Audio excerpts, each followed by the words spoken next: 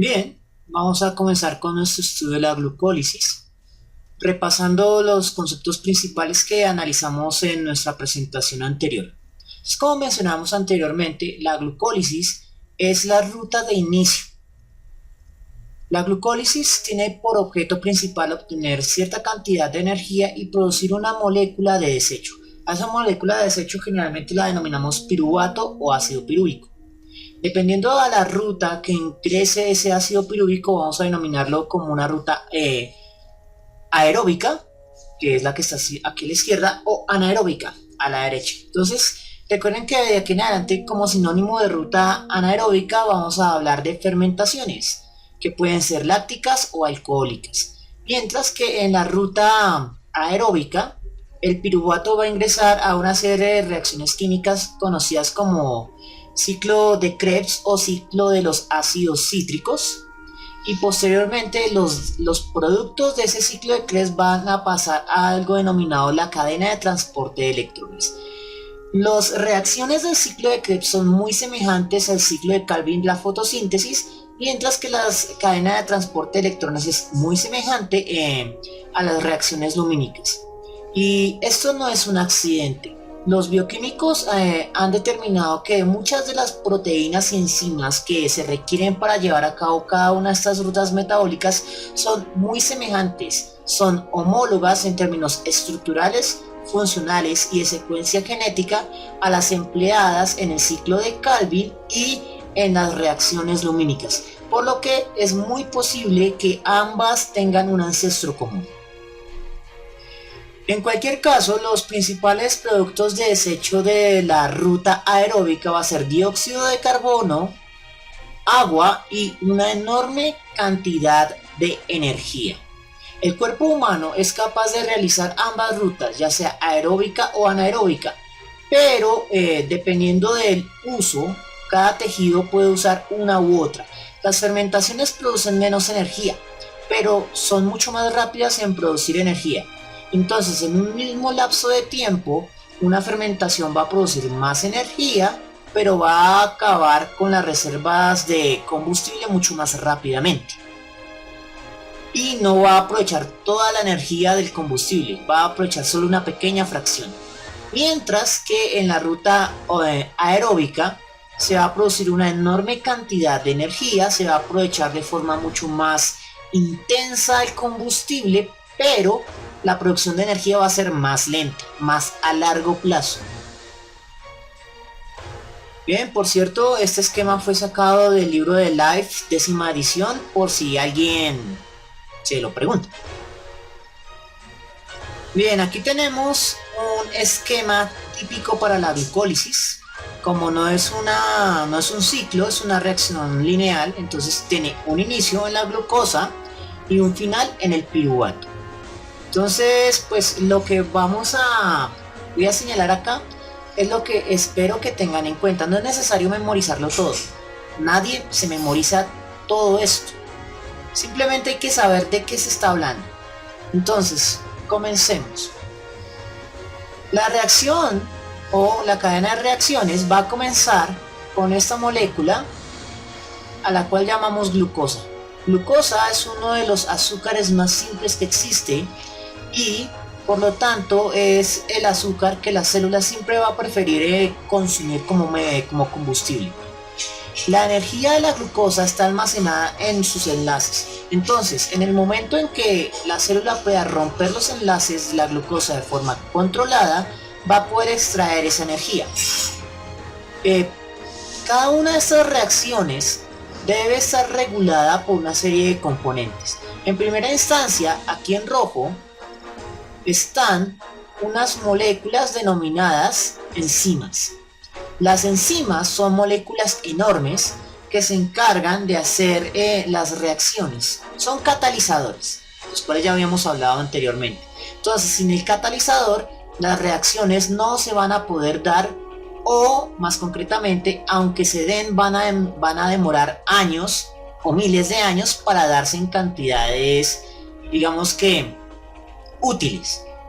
La enzima permite que se dé una reacción a una velocidad plausible y útil para la célula. Por otro lado, En verde, aquí vamos a ampliar un poco esto para que lo podamos ver mejor esta reacción. Entonces, aquí tenemos la primera reacción de la glucólisis.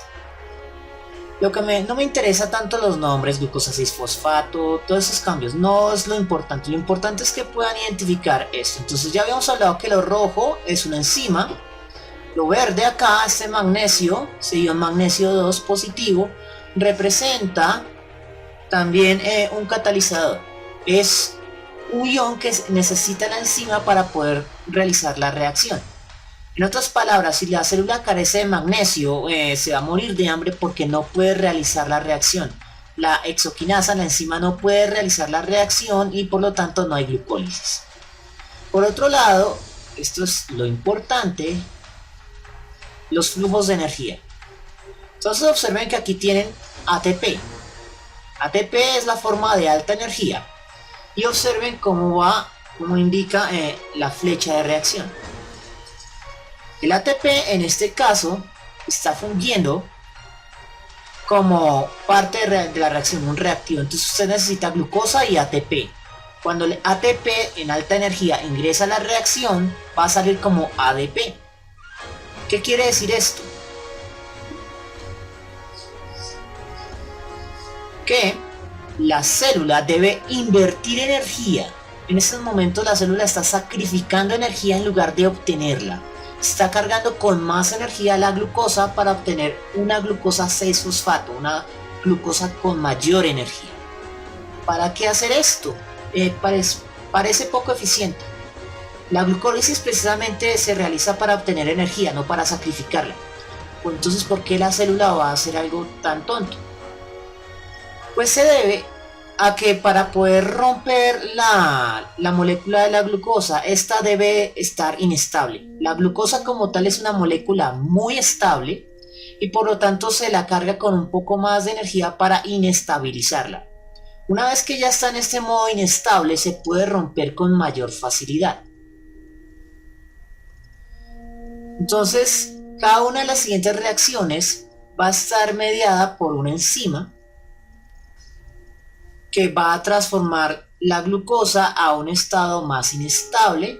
En este otro paso pueden observar que se sacrificó nuevamente otra molécula de ATP, entonces hemos sacrificado dos moléculas de ATP para poder inestabilizar de forma definitiva, para que la molécula de, en estos momentos, fructosa 1,6-bifosfato se encuentre vibrando fuertemente y pueda romperse. Aquí es el paso importante, el del rompimiento. La glucosa se va a romper en dos moléculas y después solo se puede usar uno. Entonces es como si se hubiera roto en dos pedazos. Se puede emplear uno para la glucólisis y el otro no.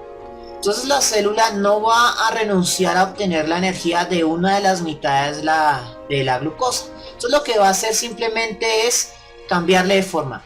La parte que no se puede emplear es transformada en otra parte que sí se puede emplear. Entonces vamos a colocarle los nombres que aquí están. La parte que sí se puede emplear para el resto de la glucólisis se denomina gliceraldehído 3-fosfato. Esa es la mitad útil.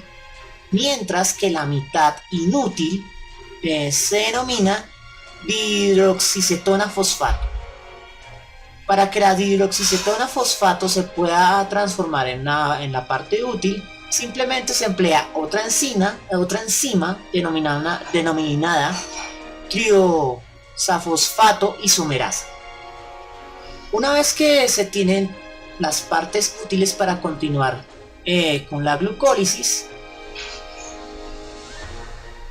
ya usted empieza a obtener las partes en las que se obtienen energía.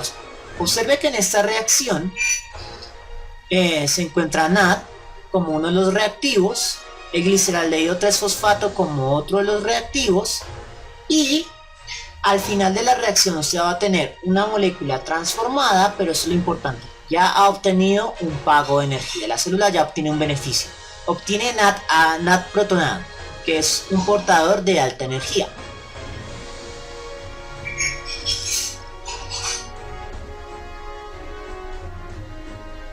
En el siguiente paso, es un paso reversible, pero la ruta de la glucólisis siempre va a favorecer hacia el piruvato.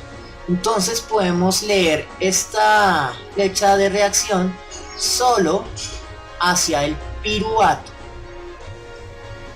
En este caso obtenemos otra ganancia energética. En este caso recuperamos uno de los ATP que sacrificamos al inicio de la reacción. Tenga en cuenta que ya todo este lado de la reacción va por 2. Entonces en realidad no hemos obtenido un fosfato sino 2 fosfatos, y por lo tanto la glucólisis ya ha pagado toda la deuda energética que se realizó para poder realizar la inestabilización de la glucosa. ¿Por qué por 2? Recordemos que cuando se rompe la glucosa se obtienen 2 brazos, y cada uno de los 2 brazos va a realizar la siguiente serie de reacciones de forma independiente. Entonces, ya después de que se rompe la glucosa, entonces las siguientes reacciones van multiplicadas por 2. Entonces, ya hemos obtenido NAD protonado como ganancia energética, ya hemos pagado nuestra energía que consumimos al inicio de la glucosa. Entonces continuamos con la serie de reacciones. Todas esas reacciones en las que se cambia de forma no son tan importantes. Simplemente usted sabe que la enzima altera la forma de la molécula para poder extraer de forma efectiva la energía.